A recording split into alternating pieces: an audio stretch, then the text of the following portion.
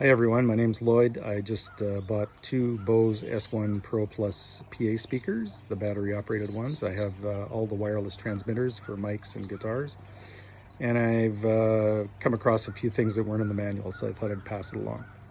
Number one, if you're going to stream Bluetooth, whichever speaker you power up last will be the speaker that it selects to stream the Bluetooth to. And then at that point, you can use the app to link the two speakers together. So now you have the sound going to both speakers, which is great.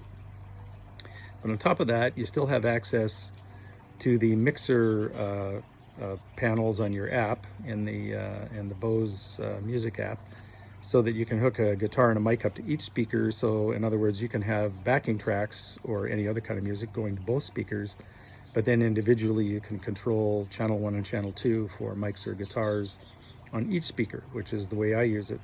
So that's really helpful.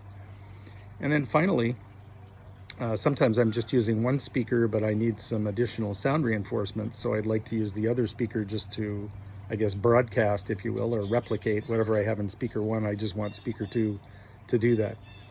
And there's a couple of ways you can do it. You can do a hard-wired XLR connection from the line out on speaker 1 into one of the input channels. I usually use channel 1 on speaker 2. And at that point, you have to use a setting of about 2. I think there's 10. You can go from 1 to 10.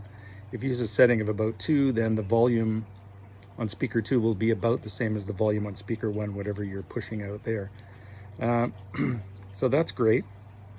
The other thing I found out is that you can link, you can do that additional sound reinforcement by taking the, I guess, the wireless mic module from speaker 2, putting it in line mode, and you do that by holding the mute and the power button on the wireless transmitter for 5 seconds, and then it'll change from a mic mode to a line mode.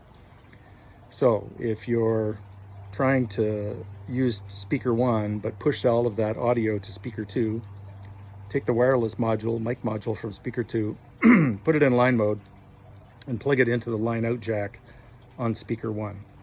And at that point, it will broadcast to the other speaker.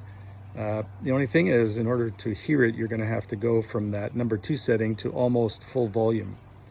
I don't know why there's such a difference in the volume setting on the channel, but that's the way it is. And I've tested the speakers in both directions, going from 1 to 2 and from 2 to 1, and that's the way it is. So I guess that's just normal. Just be sure to turn it down if you ever plug an XLR cable in after, because then it gets really loud really fast. And the final thing is, if you do set one of those modules, transmitting modules, in that line mode, it will stay that way until you change it back. So even if you power your speaker off, put away your transmitters into the speaker to recharge, the next time you pull them out and plug it in, it's going to be in line mode, so don't try to plug it into a mic. Anyway, these are all things that I found useful. Hopefully you will too, and have a great day. Bye.